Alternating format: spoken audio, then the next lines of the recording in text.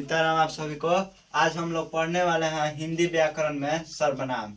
तो सर्वनाम पहले जान लेते हैं किसे कहते हैं। जो शब्द संज्ञा के बदले में प्रयुक्त होता है उसे सर्वनाम कहते हैं। जैसे सर्वनाम की संख्या जो है, सर्वनाम के प्रकार जो है 6 प्रकार का है। पहला है पुरुषवाचक सर्वनाम।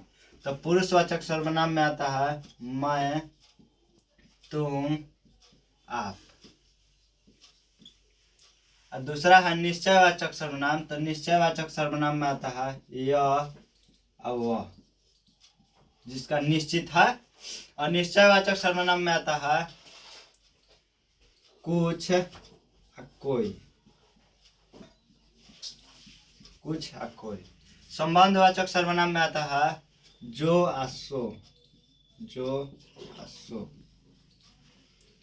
पांचवा है निजवाचक सर्वनाम। इसमें आता है आप।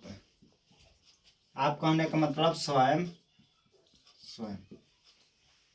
प्रश्नवाचक सर्वनाम में आता है कौन, क्या। तो पुरुषवाचक सर्वनाम में है मैंने तुमसे कहा था कि वो आ रहा है। तो मैंने जो है ये पुरुषवाचक सर्वनाम का उदाहरण है। तो मैं जो है वक्ता है, वक्ता। और तुमसे ये सुन रहा है तो श्रोता है, श्रोता। और जिसके विषय में कहा गया वह आ रहा है, तो ये जो है विषय है।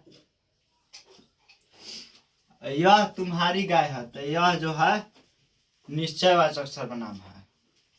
कोई आया है, तो कोई पता ना है कि कौन आया है, तो इसलिए जो है अनिश्चयवाचक सर्वनाम का उदाहरण है।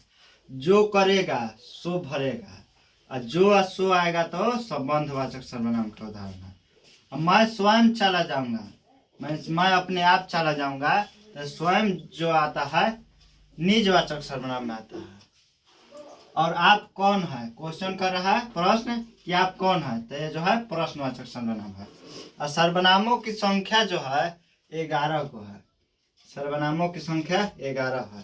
पहला है मैं, तुम, आप, यह, वह, जो, सो, कुछ, कोई, कौन, क्या। तो आज हम लोग पढ़े सर्वनाम और सर्वनाम के प्रकार, और सर्वनाम के जैसे कौन भेद का कौन उदाहरण है। और सर्वनामों की संख्या जो है 11 को है। 1 2 3 4 5 6 7 8 9 10 11।